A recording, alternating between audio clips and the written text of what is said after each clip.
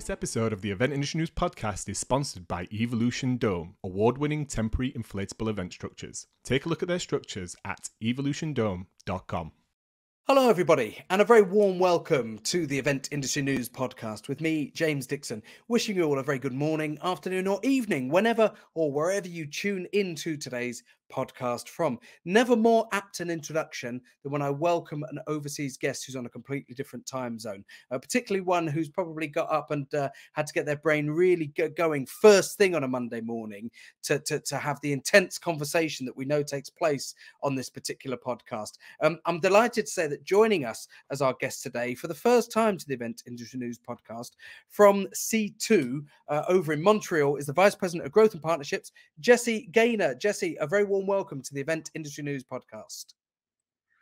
Thanks, James. Appreciate you having me. And as you said, I had to wake up the brain this Monday morning. So this conversation is brought to you by the third cup of coffee today. Yeah, but very happy to be here.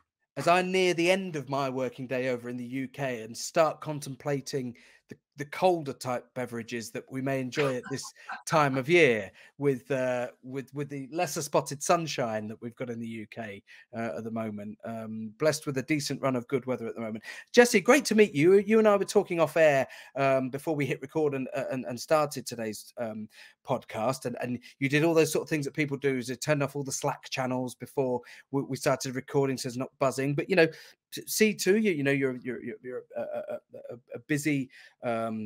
I use the word agency, but agency to me sometimes feels like too loose a term sometimes to describe what people do. So let's throw it over to you. Before we get into the conversation, tell us a little bit about yourself, about C2, and what it is that you do over in Montreal. Sure. And James, I love that you said that, because I catch myself sometimes when people ask for the TLDR version of what C2 is, using the word agency and feeling that it's a little bit incomplete. Now, of course, I'm a little biased. I like what we do, and I think what we do is really cool. But I think agency might be the easiest term for people to understand. But the history. So C2 is best known for our flagship event, which actually just wrapped up a couple of weeks ago in Montreal. It's called C2 Montreal. It's Canada's leading creative business summit. We just wrapped our 12th edition, and that was. The reason C2 exists as a company is because of this event, which was started actually out of a partnership between the ad agency Sid Lee and Cirque du Soleil as a response to the 2008 financial crisis, to say, okay, guys, we have to figure out some way to restart the economy to a certain extent. Yeah. And the thinking between Cirque du Soleil and Sid Lee, which are two kind of iconic Montreal brands, was let's bring the world together here to shine a light on the creative economy of Montreal and use that as a jumping off point to talk about the future of business and industry and all these sort of topics. And what if we brought like the world together for a business summit that that didn't suck, right? Like, how do we make this wildly creative and kind of show off our thought process through this, with the idea that if you give people a really great context for conversations, right, that will actually drive business outcomes. You are going to get people who normally would not meet to meet in interesting ways, and that's going to lead to good stuff.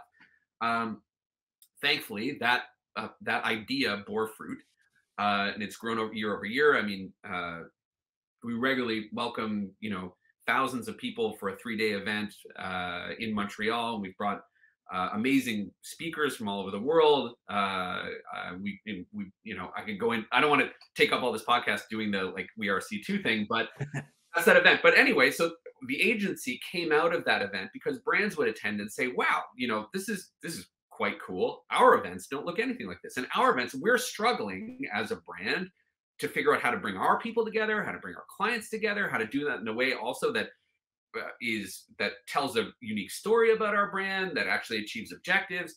And you guys seem to have an opinion on this." And we originally, people started to knock on our door and say, "Hey, can you come to our events?" Our first answer was, "No, we're busy. We have this thing that we do every year. We run our own. We can't do that." But there was enough people that kept happening enough that we realized that we liked to think that we had there was a need in the marketplace for our type of thinking about how to approach business competing. And so the C2 agency was really born, our C2 studio. And so now we've taken that philosophy that we have around how we approach designing experiences, to brands all over the world. We've done events now in 24 different cities around the world for a whole bunch of different brands and a whole bunch of different size of events. Everything from the big things like C2 with thousands of people to experiences for a few hundred people. And now we'll talk about it later, but now we're growing that to just think about what are the different extensions of that philosophy and how it can help. How do we extend that into different lines of business? So that was a very long answer to your question, but that's no, but it's good because it gives context to what you do, who you are, how things are born, and even though we've got Jesse on the podcast today to talk I say specifically about the concept that hybrid events don't really exist anymore because of what you just said. You're looking at all of these new directions and avenues and where can we push stuff out to and how can we link that to that and that to that and all these different things. But I'm always hesitant to be tied to a particular podcast topic or title when great opportunities for conversation open up. And so one thing that I wanted to sort of come straight back to you about following your little explanation there was C2 Montreal being an event for creatives. Now that you work with other clients helping to deliver their events, that core business of C2 Montreal for the creative industries, I'm guessing that basically gives you access to a lot of different creative industries that could then potentially play a role in the other events that you're helping to deliver, the clients that you're working with. I'm talking things like music, art, design, video, animation. I guess all those sort of elements play a part in C2 Montreal. Yeah, absolutely. So I think that's the wonderful thing about our community at C2 Montreal is that while it does bring together some of the superstars of Montreal's creative economy, we also have the key decision. Most of our audience are key decision makers from traditionally not very creative industries, right? It's from the business community who are looking to understand this world and how to leverage it, right? And so for us, it's this wonderful laboratory that kind of informs our thinking because it's not just our opinion and staying in that narrow lane. We look at this as this great opportunity to not only experiment with our audience, but then allow and be informed by all that is new that is happening from both the creative economy, but then the world of business. And that just continues to make sure, because if we're claiming that and our promise to our clients is like, hey, we're kind of thinking about the future of how we bring people together, that means we can't do it the same time every year. We have to be thinking of new ideas. We have to be going out there and getting inspired. And so that's, it's kind of the lovely thing about our event is that we kind of built this ecosystem that kind of feeds us a little bit. Absolutely. And I mean, getting on to what we know, we're loosely defining as the topic and the title of today's episode, which is, this concept that certainly to you guys that a hybrid event doesn't exist anymore. When I think back to an in-person event, then we had iMac cameras, so we put cameras in so we could show live a close-up of somebody delivering a session on a big screen. And then the technology develops, we're like, wow, we could live stream this, right? Let's live stream it. Then fast forward, we had a pandemic, right? Okay, well, we can do it online now, so we could maybe do some virtual events online. And then in-person events came back, and suddenly we had the hybrid event came about. And I don't know where you sit now, but are you of the opinion now that really the hybrid event doesn't exist because every event has some sort of element now that ties two worlds together? Yeah, it's such. I love the title that you used for this podcast, right? Because I think it is I think it's provocative to say that it doesn't exist anymore. But our thinking is very specific to us. And I may have a very particular opinion about it, formed by the movie Jurassic Park, because I like where this is going already. So there's a line, and I'm paraphrasing here, where they say, and I think it was I forget the character now. Oh man, you spent so much time thinking about what you can do as opposed to what you should do, right? Yeah. And I think the pandemic accelerated the production of a lot of very interesting and amazing technology that allows us to connect. But in a lot of cases, what happened is that in that hurry up and panic mode, I think we all went through, and it was important, was we had to figure out, we had all these events we were doing, we have to get them online, right? We have to keep them, right? We don't want to just not do them. We have to bring our people together. And I think, if I think of our history, we did that. We did everything that we experiment with work? Absolutely not. We made a whole bunch of really stupid mistakes when it came to like how we implement that stuff, but we worked at it, right? Like we like the industry went through that and got our people together. But then similar to the Jurassic Park quote, there was a person in the events industry. Her name's Dana Paik, really brilliant event thinker, and she said something to me at a meeting once, which was because we were having that conversation about hybrid, right? It's like, okay, now that events are coming back, how do we have an event where you have a simultaneous digital experience with an in-person experience? And she looked at me and she said, "Yeah, but why do you need to do that?" And I think it's a really important question because it doesn't mean that that doesn't exist, now that you don't have to do that. I think our point is really taking the time to think about why you are going to do those experiences, because I think what we all know is that the experience that people want on site is fundamentally different than what they want digitally. And that Yeah. seems like a very simple concept, but there still is this idea is that we have to do these things. We have to offer content without really doing the deep work of understanding what an audience wants. And the other thing that's important about that is, first, it's what is the difference between an on-site audience and your online audience, right? Generally. But then also understanding when you are designing events that not every on-site audience is the same. They don't have all the same needs, wants, desires. And to also be smart to understand that the digital version of that audience is not, they're not ubiquitous. The digital audience for an event is not the same for depending on the community, the people so you have to really understand what do people want to get out for that. And so in the context of C2 Montreal, so for our own flagship event, what we realized is that for us and what our audience wants is not to try to reproduce some digital version of the of a lot of the sort of collaborative methodologies or interesting brainstorming or some of the wild stuff we do there, that we can't. The only way, and to be honest, the only way we would be able to reproduce that, right, is to invest an insane amount of money, right, in tech that's right there, and it's possible. But what we realize is that's not what our audience necessarily wants. If they're going to do the in-person stuff, they want it, or for that collaborative stuff, they want to do that in person. And what they want digitally for us is to capture the great content moments that they can access when they want. They not necessarily want, we offer it live, we offer some live streaming, and then we make sure that we have this deep well of great video on demand content. And what we've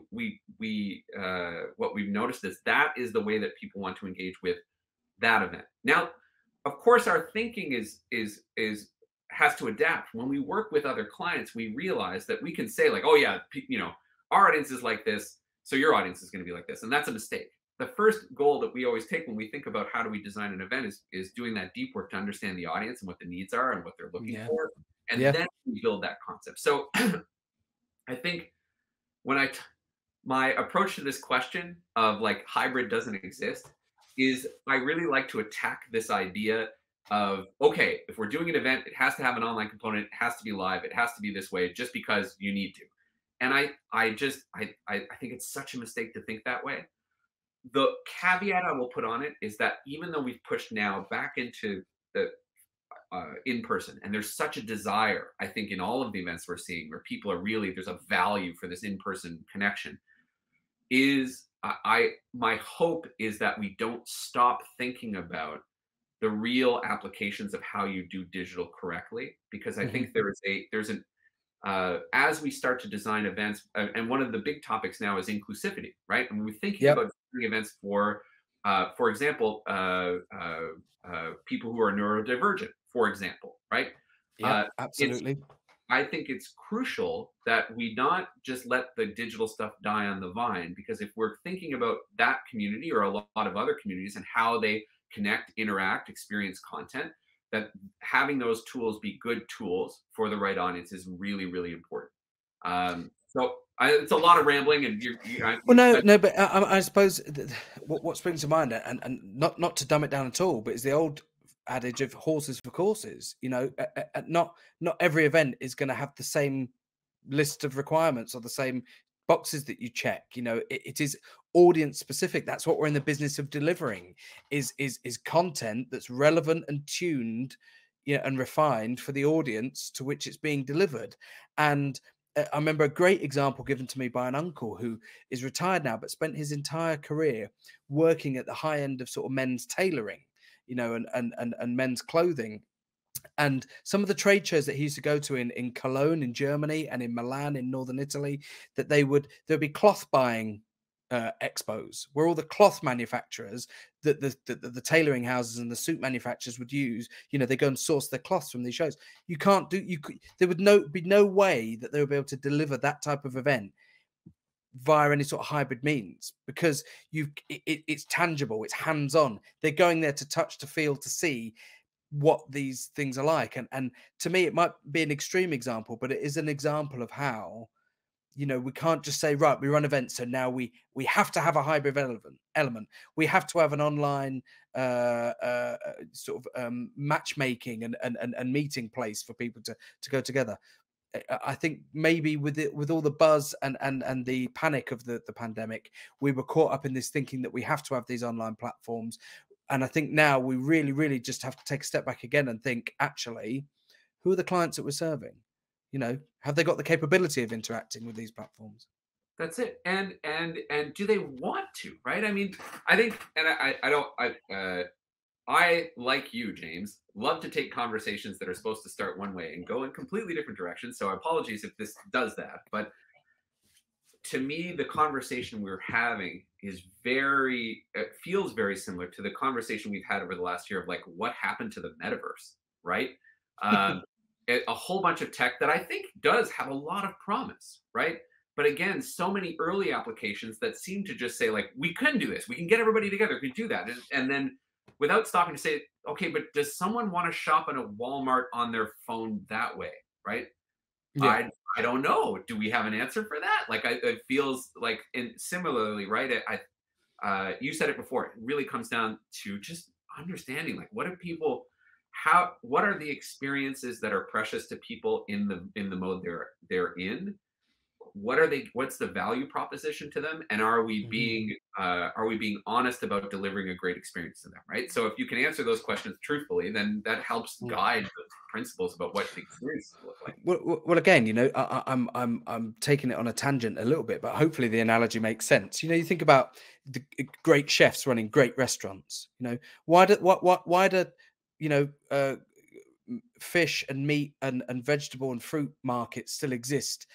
Big, huge trade market. And I think of somewhere like Billingsgate in London, and Borough Market. You go there at 4 in the morning, 4:30 in the morning. There are people from the professional kitchens and the great restaurants in the great cities, and they're there in London buying the produce. They want to be hands-on with it. They could easily go on Amazon Fresh now and order stuff delivered directly to the back door of the restaurant, but that because of what they do and the quality that they want to ensure, they have to go in a more traditional route. And I think it's unlikely that will ever change while we have restaurants. And that might be a strange sort of tangent to take us on, but it's an analogy that I've used before to describe why people still want to. They could do a lot of stuff digitally. You and I are having this meeting face to face now, but if you offered me the chance to come to Montreal and sit and have a beer with you at a bar and have this same conversation, I know which one I'd choose in a heartbeat. Well, I think anyone in our industry knows this at our core, right? Is that at the value, at what do we do, right? We convene people. And there is a primal universal truth about humanity, I think, without getting too metaphysical on you, where we want to be in the same space as people, right? And there's nothing like, as much as technology has allowed us to come close to facilitating those meetings like we're doing today, there is nothing that reproduces these in-person moments, right? The serendipity of the conversations you have in the hallway at an event, right? That sort of spark that create these moment of sparks, right? As much as digital can help widen our scope of events, allow a lot more access, I think we all understand that, like, for many people, that it's irreplaceable, that kind of opportunity to connect in person. I'd love to take the opportunity while if I may, while we've got you on the podcast today, to ask from an operational point of view. I spoke to a lot of event organizers, about the delivery and the strategies behind delivering an event that has a digital element as well as an in-person element, and how more and more companies were seeing the value and in fact the need to have almost two separate teams working collaboratively, and the mistake that some organizations made in trying to run a digital element of their existing in-person event and do it with the same team of people. How have you split it in your own organization, in terms of the responsibility and how those two different elements work with the Oh, teams of we people? absolutely made that mistake. We made that mistake early on, right? Um, and thinking, it was, I think navigating that. I think, like a lot of event companies who went that route, the thinking is correct, because you're thinking, okay, I want to be able to deliver an experience that seems cohesive and all is Mhm. based in the same sort of language, and that there's a narrative red thread through all of these pieces. So I don't want to split these things, right? Because I don't want to feel incongruent. But then it's also understanding where your expertise is as an organization, right? And at C2, I mean, we do produce a lot of amazing events, and we produce globally, but we're not, we're not 1,000 people, right? And honestly, I think early on, and this is just, again, maybe my uneducated opinion, and just from looking at the industry over the course of the pandemic, is that very early on, there was a level of it was acceptable if your digital was a little bit messy, because everybody was just hustling now, right? Mhm. Yeah. Um, I think there's now such a level of sophistication in the tools that do exist that it behooves us to work with great partners to be able to deliver that experience, right? So making sure that either you have a dedicated team internally, or you work with a fantastic partner, right?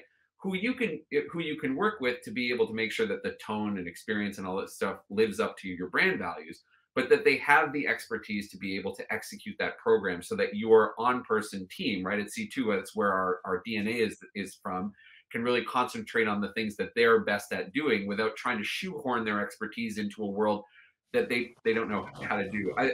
Yeah. Uh, uh, I am also a fan of analogies. I think it's because I'm a dad now, so it's tied into my love of dad jokes. But like, I think we spent a lot of time as an organization trying to like build the hammer we were going to use to build events. And at some point we realized, like, we are not a hammer company, right? We can use them. We're very good at using them, but we do not need to build the hammer. There are companies out there with 100 times more developing talent than we have internally for digital tools. Let's partner with them, and so that's really the way that we now move forward. Is C2's focus as an organization is really on that in-person experience. We now have a number of really key partners that we work with when we have events or clients that really need more advanced digital capabilities for their events, or hybrid capabilities. Yeah, and that's value that I've seen and learned and struggled with sometimes, actually, because the area of responsibility that I have in shows that I work on, and I will reference Event Tech Live on this, is that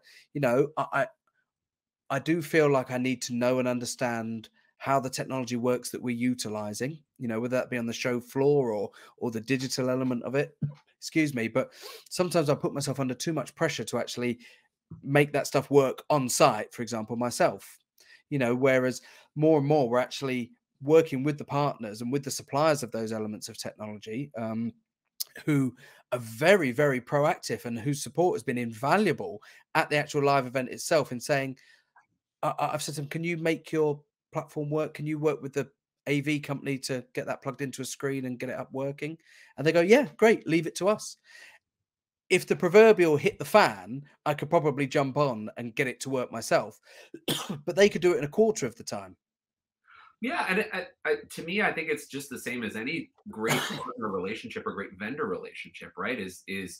Um, like any product, whether it's an AV company or F&B or whatever, it all comes down to trust, right? If you find Mhm. those great partners who deliver great experience, but not only deliver great product, but in the example you just gave there too, it's the seamlessness of the service level, and the understanding that they're event people too, right? Because what you want in that tech partner is a company that understands the tech, but also Mhm. understands our reality, which is that things on event day just break, right? It's not an if, it's a when, and that they have the capacity from a service capability to know that you're going to come up to them and be like, I need this to connect to AV in 45 seconds.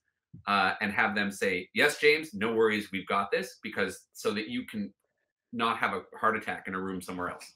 Yeah, and one thing, and I learned from working with the North American market for the first time, you know, in the last year or so, and the first event that I've worked on in North America, it is the ability to identify new opportunities for sponsorship is not necessarily way ahead of the European market, but you know that there are great. You know, you guys utilize great opportunities for sponsorship and sort of marketing support there. And one thing that we learned, I think, from hybrid events, if we continue to use that phrase, and these new sort of digital avenues that we're able to deploy within our events, and new sponsorship opportunities and revenue streams as well. And presumably that's something that you've been able to sort of utilize and capitalize on, working with your own clients, but also with your own event. So that's, James, it's a really interesting question, right? Because it did open up for us as we moved into the pandemic. We had to think about, especially for our flagship, right? Because C2 Montreal, that wing of our business, is actually a nonprofit, but it's funded by a number of different things, from public partnerships, donations, but then also private partnerships and sponsorship, right? And ticket sales. A lot of our sponsorship revenue, right, in the pre-pandemic days was tied into one of the, at that time, there were kind of two major focuses there. One was uh, branding and sort of saying, like, you know, this session brought to you by, but a huge part of our revenue was hosting, right? So because you know, the thing about C2 is that, you know, the Quebec and Canadian business community comes together. So there's a real incentive for companies to have a presence on site, because there's this opportunity to meet new people, do business, Sure. or Yeah. to be able to host your existing clients during this amazing event. So a lot of sponsorship opportunities tied to that. When you move to digital, that doesn't really exist anymore. So we had to rethink, like, how we were sponsoring that. And so we did. Or how we were going to drive sponsorship revenue in a digital environment. And while we did come up with a number of tools to do that, we also learned a lot by a lot of the mistakes that we made. One of them that I think, and I wouldn't call it a mistake, but necessarily it was a good learning moment for us, is that we were thinking about, okay, how do we deliver value for our clients in a digital space? And one Yeah. of those things was, outside of just slapping a logo on that, right? Is like, we're content creators, right? Like, you know, this is digital content. So how do we think about building out a larger digital content package for clients as part of their presence on stage? Because let's say if they have a speaker that's there, they're only going to be on this digital event for, like, you know, 45 minutes on stage. How do we amplify that presence? And so our marketing team kind of spooled up around, you know, publishing, you know, doing additional video interviews, publishing content, like writing blog articles, creating all of this additional supplementary content that could kind of give a long tail to a person's presence at a digital event. And while this actually proved pretty successful for us for a number of our digital extensions, one of the things it necessitates is you actually have to build out almost an editorial team, right? And so Yeah. that becomes, unless you're willing to sustain that and also become a publisher where you're producing that sort of editorial content on a regular basis, you can't have a situation where 80% of the content that you produce and publish in some form is brought to you by sponsors, because an audience simply gets oversaturated by that. And if you're trying to repurpose some of your revenue, right, and saying, okay, I've got to fit this block, it's valuable. But as soon as you hit a certain touch point, right, you start to come up against damaging the brand. So we realized, like, this just could not be our model anymore, right? Yeah. So it does, I think digital opens up these new opportunities, but like in anything with sponsorship, right? And I think this goes across, it bridges the gap between digital and physical. Is great events know how to integrate sponsors in a way that respects the intelligence of the audience, right? And actually ties into the story. Because I think we're moving outside. Look, and there are still many events where a trade show setup makes a ton of sense, and that's what it's there for. But in a thought leadership events, let's say, or corporate events where sponsors are going to be there, that world is evolving, right? Audiences want more, brands want more. They want something different than I'm like, again, outside of a trade show where it's, I put my logo on something or I have a guy sitting in a booth. We have to be more creative than that. And so similarly with digital, it's about thinking as an event organizer, like what sponsorship opportunities can I build that are like super duper creative, but answer your needs as a, like, why are you going to give me money for this? Right? Like, how is this actually helping these goals? And then more, but then the tie-in is, how do I do this in a way that does not make my audience go like, oh God, that's awful, right? How do I make them go, this is interesting. Okay, yes, I know it's brought to me by this brand, but this is actually an experience I want to engage with. It's cool, it's interesting, right? So that's always, I mean, that's not new thinking, but to me, like, we do a lot of thinking, especially at C2 Montreal, about how we take a lot of precaution to integrate brands in a way that is in line with our brand. And it's actually our value proposition to sponsors, which is, you don't want to come to C2 Montreal and be the brand that's got your logo slapped up and that you've got your booth there, because you're going to look stupid, right? Like, that's just not, that's, let us help you make this cool, right? And our audience will love you for that, right? Because you're going to feel super C2. So you're not going to be able to like have the car on the trade show and do the thing, but ultimately you're going to come away feeling part of this experience, right? And I think thinking digitally, we have to do that too. Well, that's the whole conversation then about the extension of the live event now, and on-demand content, post-event content, etc., etc., etc. You know, when our events were tied into being an annual 2 or 3 day event, people would walk in through the doors and they wouldn't see your brand again until the following year. And I'm going back, you know, pre-digital. I'm going back to the era of the trade publication, you know, the trade magazine. We know when they, you know, they ruled in the B2B world. You know, you wanted your brand as a sponsor slapped everywhere in the hall, because that was your opportunity once a year to get your brand in front of everybody and be the headline sponsor. The reality is now is that far more people will access the on-demand content post an event, you know, than actually probably walk through the door of it during the 2 or 3 days that it was open. So where are the bigger opportunities now for people to engage? Where are the more creative opportunities? It's probably in the digital space. It's probably in, you know, video. It's probably in a 3 or 4 second ident that runs before, you know, the session video or the on-demand content that you're going to access from the event. You know, that there are we do have to think differently about this, particularly when it comes to things like headline sponsorship. I think we have to identify how people are actually going to access the content and when they're going to access it. Yeah. And what is the value of that brand engagement, right? And that's always a really tricky thing to be able to answer, right? But I think it really just comes down to that this is I may be leapfrogging from your question into something else here, but oh God, now it's left my brain. What were we talking about? That's right. So sponsorship, that's it. Yes. Okay. A lot of the times, that's right. It's still Monday morning. This coffee's hitting. We're getting there. Is a lot of times the thinking from a sponsor's perspective, or even sometimes when we're designing an event, is that there's a limited thinking around what success parameters look like, and that comes down to like, is this event successful? How does this layer up to the set? So did people have a good time with all, you know, did we see enough people on the floor as a sponsor? Like, did enough people engage with my brand? That's great. And those are important things. But I think the broad lens we try to think about when we're coaching our clients about how they design their events, or how we're going to approach it, or how sponsors have to approach it, is the broader view of, how does this execution layer up into my larger marketing objectives, right?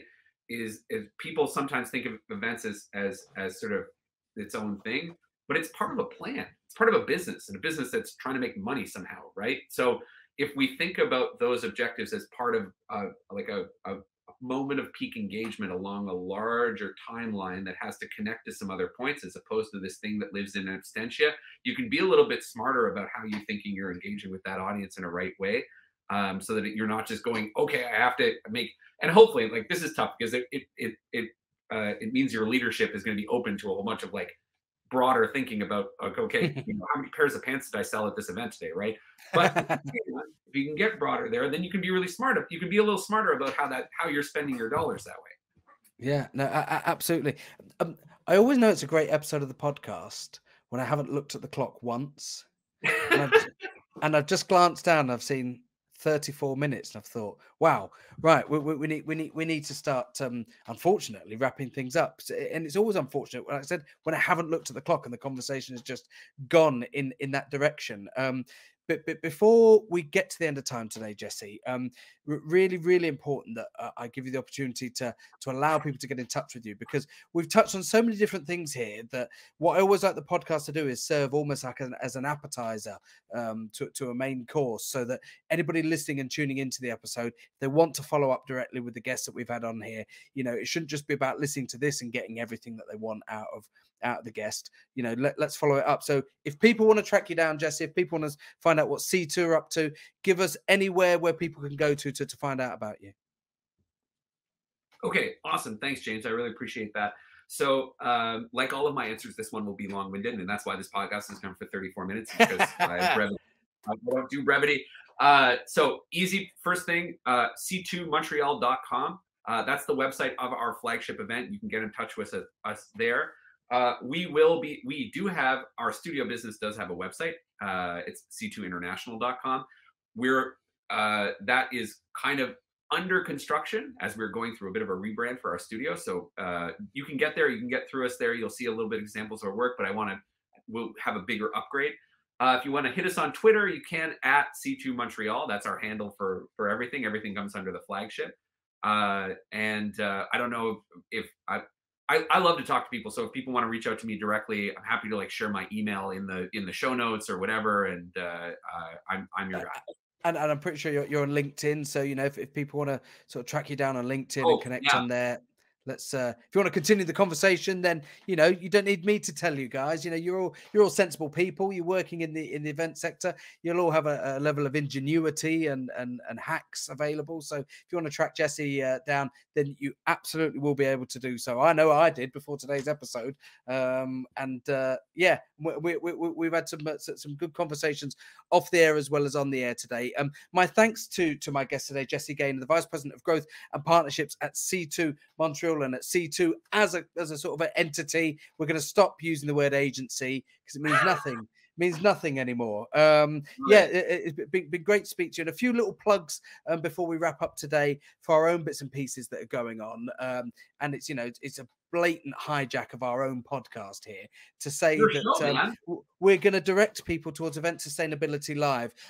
Regular podcast listeners and followers will know about Event Tech Live, our flagship event that we've been running now for 10 years this year, which will be returning to Excel in London on the 15th and 16th of November, and again in Las Vegas next year. But alongside Event Tech Live in London this year, we're launching a brand new show called Event Sustainability Live that does exactly what it says on the tin. Sustainability is a huge topic of conversation, not just in the UK, the European, but in the global events market at the moment. Sustainability plays a key role in how we're planning and delivering and executing our events. And Event Sustainability Live in London will be the show and the conference to go to if you work in the events industry and you want to explore and research and find out more about how you can develop your own sustainability practices. Then please do check out Event Sustainability Live. Just Google it. You'll find all the information, the website, social media handles, etc. And it's on the 15th and 16th of November this year at Excel in London. And finally, a reminder to anybody listening to this podcast on your podcast audio platform to head over to eventindustrynews.com. Check out the latest news, features, special supplements, the A to Z supplier directory that's on Event Industry News. If you work in the industry and you are looking for a supplier, a partner, a piece of technology or a service, chances are you will find it within the A to Z supplier directory on eventindustrynews.com. If you're already watching today's podcast on that very website, hello to you. Thanks for tuning in. Don't forget to go in the opposite direction. Search the Event Industry News podcast wherever you get your podcasts from, and make sure you subscribe so that you get all of the latest episodes as they drop. Jesse, it's been great to meet you. Thanks so much. And, you know, if finances allow, then I stand by my word. I would much rather come over to Montreal and have a beer with you than do this virtually. But for the time being, this is the way that we communicate. And it's been great to do so. Really love it, James. Appreciate the opportunity to chat today. Super good conversation. Similarly, this could go for, I feel like you and I could talk about this stuff for like a couple more hours. So let's do that. If you come to Montreal, I'll come see you one of these days and we'll keep it going. Fantastic. That brings us neatly and nicely to the end of today's episode. Huge appreciation to everybody who listens to and follows the podcast on a regular basis. And we'll see you on the next edition of the Event Industry News podcast. Goodbye, everybody.